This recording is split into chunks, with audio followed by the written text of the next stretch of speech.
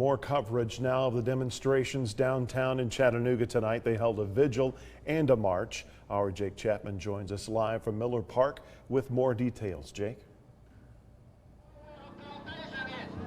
Well, Greg, as you mentioned, they not only held a vigil for Breonna Taylor today here at Chattanooga, they also held their 7th protest in a row as well at Miller Park. And I'm going to show you what we see right now. Things have just started to wrap up here, and we've been covering these protests throughout the week. But for the first time, we saw multiple big groups join together and march through downtown. I would arguably say this was the biggest crowd we've seen so far this week.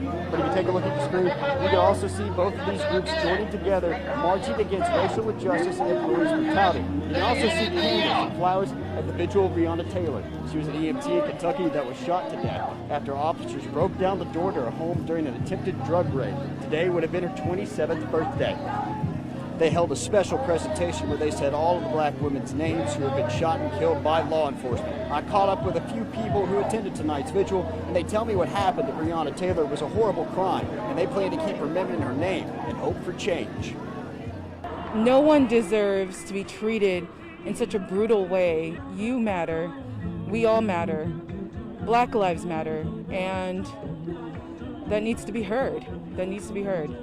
Do not allow me to die in vain. Do not allow me to become a hashtag that is forgotten. Do not let me die in vain. Sleep on, Breonna Taylor. Happy birthday, sis, and we will not shut up about you.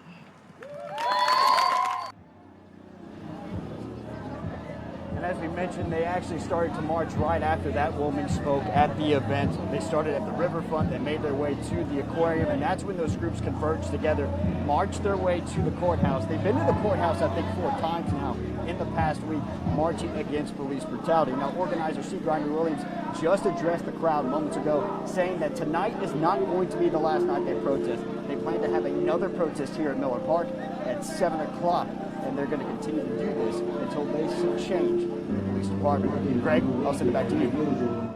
Jake, thanks so much.